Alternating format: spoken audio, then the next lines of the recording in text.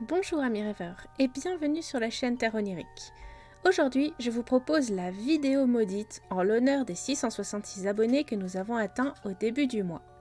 Et pour thème, j'ai choisi de vous parler de Pazuzu, une divinité démoniaque de la Mésopotamie qui a été popularisée par le film L'Exorciste et ses nombreuses suites.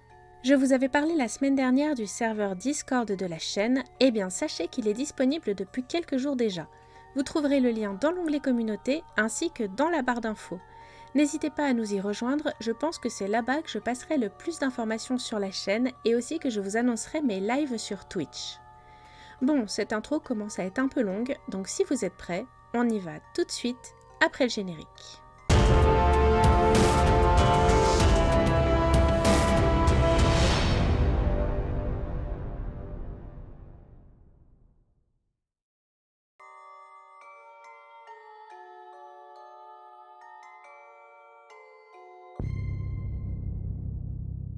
À partir des années 1970, les archéologues spécialistes de la Mésopotamie vont redonner un attrait à cette ancienne culture perdue.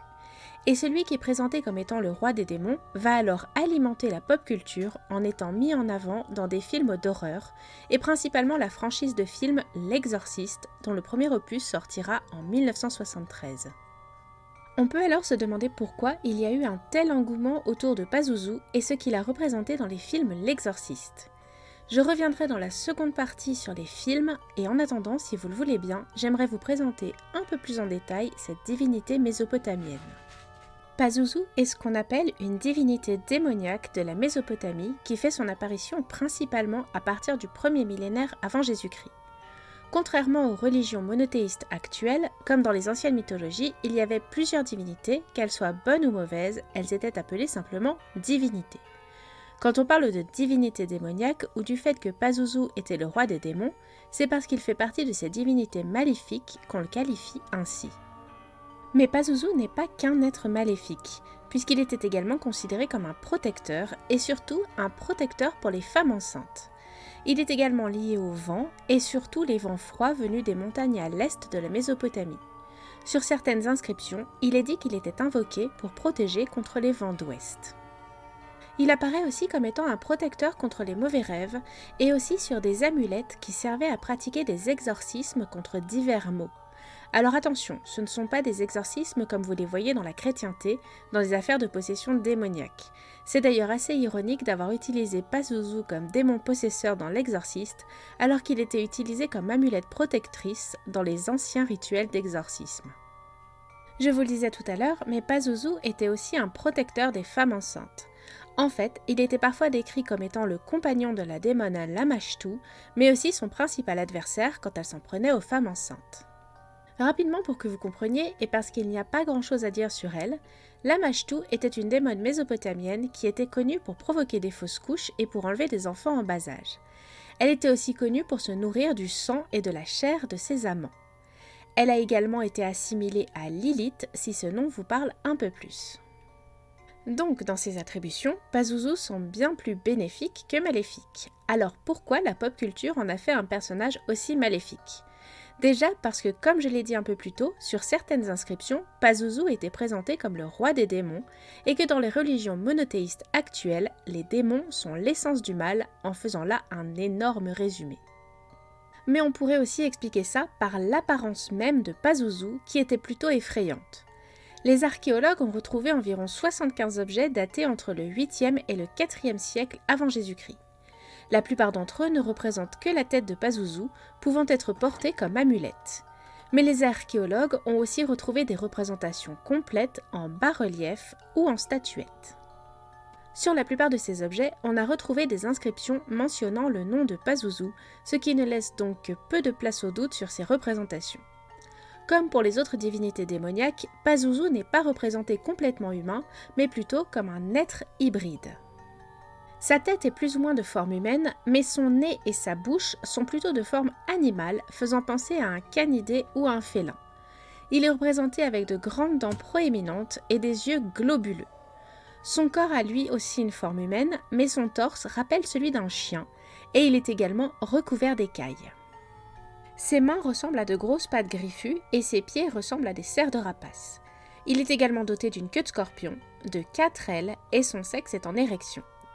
Enfin, sa position est le plus souvent menaçante. Soit il montre ses crocs, soit il tire la langue et il a la main droite levée comme s'il s'apprêtait à porter un coup. Les inscriptions relatives au dieu définissent sa personnalité et visent à renforcer sa fonction protectrice où elles servent d'incantation. Comme pour d'autres statuettes mésopotamiennes, des figurines de Pazuzu ont été retrouvées dans des fondations de bâtiments ou dans les murs, mais aussi dans les tombes. La statuette la plus connue de Pazuzu se trouve aujourd'hui au musée du Louvre. C'est celle qui a été prise pour modèle dans les films L'Exorciste. Il s'agit d'une petite statuette en bronze de 15 cm de haut qui date des 8e-7e siècles avant Jésus-Christ et qui était utilisée comme amulette. Elle représente Pazuzu en entier et elle est fidèle à la description que je vous en ai faite tout à l'heure. Au dos de cette statuette, on peut lire l'inscription suivante. « Je suis Pazuzu, fils de Ampa, le roi des mauvais esprits de l'air qui sort violemment des montagnes en faisant rage. C'est moi. » Au Louvre, on peut également trouver une autre représentation de Pazuzu sur la plaque de Lamashtu qui représente un exorcisme où il est représenté dans son rôle de protecteur. Voilà pour les origines de Pazuzu dans la mythologie mésopotamienne. Si vous coupez la vidéo ici, pensez juste à me laisser un petit pouce en l'air si la vidéo vous a plu, merci beaucoup. Et si vous restez encore un petit peu avec moi, je vous propose maintenant d'aller voir son influence dans la pop culture. Comme pour chacune de mes vidéos, j'ai cherché parmi les références qui m'étaient les plus familières, donc si je ne parle pas de votre œuvre fétiche, inscrivez-la dans les commentaires, je serai ravie de venir en discuter avec vous. Et si vous le voulez bien, le mot mystère du jour à m'inscrire dans les commentaires, c'est exorcisme. Et en parlant d'exorcisme, justement, j'en ai déjà parlé dans la première partie, mais je vais bien évidemment revenir sur les films L'Exorciste. Le premier est sorti en 1973 et il est aujourd'hui considéré comme un classique du genre horreur et il est également le film d'horreur le plus rentable de l'histoire du cinéma avec plus de 2 milliards de dollars de recettes à travers le monde. Je me souviens que ma mère m'avait raconté que lors de sa sortie en salle, il était fortement déconseillé aux femmes enceintes et qu'il y avait des ambulances à la sortie des salles parce qu'énormément de gens ont fait un malaise en le visionnant. Ça sonne un peu comme une légende urbaine racontée comme ça, mais si on se remet dans le contexte de l'époque, dans son scénario, sa thématique, ses effets spéciaux, les spectateurs n'étaient pas vraiment habitués à ça. Je pense que ce qui a choqué les spectateurs, en plus bien entendu de la violence de certaines scènes, c'est que ce qui est aussi mis en avant dans le film, c'est la perversion de l'innocence. Regan est une jeune adolescente de 12 ans au moment du premier film, et il montre peu à peu l'évolution vers un enfant démoniaque.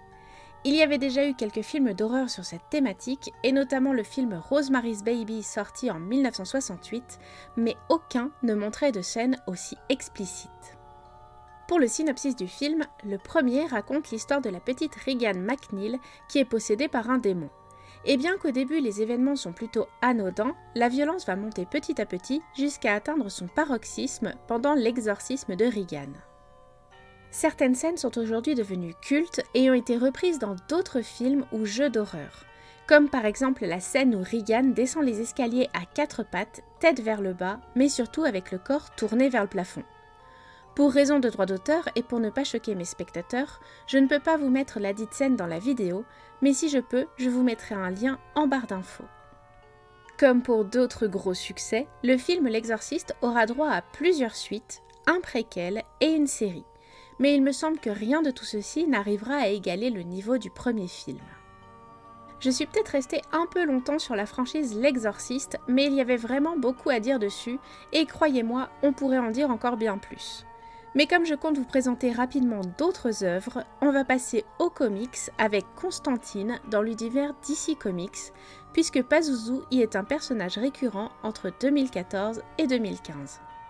Pour les séries, j'en ai retenu 3, avec tout d'abord l'épisode 4 de la saison 29 des Simpsons, qui est le Simpson Horror Show 28, dans lequel Pazuzu fait son apparition et va posséder la petite Maggie. Dans l'épisode 9 de la saison 4 de Futurama, le professeur Farnsworth crée une gargouille qu'il a appelée Pazuzu. Et dans l'épisode 22 de la saison 3 de Once Upon a Time, on peut voir une statuette de Pazuzu dans le magasin de Rumpelstiltskin. Du côté des jeux vidéo, dans Final Fantasy XIV et surtout dans l'extension Stormblood, le dernier boss niveau 20 de la zone Eureka Anemos s'appelle Pazuzu. Dans les jeux Dragon Quest, à partir du deuxième opus, on voit apparaître un petit monstre qui s'appelle Pazuzu, qui est une petite chauve-souris violette. Pour les jeux de rôle, je vais bien entendu vous parler de mon chouchou, Donjons et Dragons, dans lequel Pazuzu est un démon qui règne sur le ciel de toutes les strates des abysses. Et rapidement, un petit mot sur Pazuzu Algarad, qui était un tueur sataniste américain qui a enterré ses victimes dans son jardin. Je ne vais pas vous en parler plus en détail ici, mais il me semblait nécessaire de vous le mentionner tout de même. Si ça vous intéresse, je vous laisse en description le lien vers une vidéo de la youtubeuse Liv, qui a fait récemment une vidéo très intéressante sur ce sujet. Et voilà, nous en avons fini pour aujourd'hui avec Pazuzu et son impact sur la pop culture. Si la vidéo vous a plu, laissez-moi un petit pouce en l'air et si vous le voulez, inscrivez-moi le mot mystère du jour exorcisme dans les commentaires. N'oubliez pas de vous abonner si ce n'est pas déjà fait, c'est gratuit, ça ne vous coûte rien du tout, mais pour moi c'est très important, ça aide la chaîne et ça me soutient dans mon travail sur YouTube. Les liens de mes réseaux sociaux sont en barre d'infos si vous souhaitez me rejoindre. Et en attendant, je vous dis à la semaine prochaine pour un nouveau voyage sur les terres oniriques.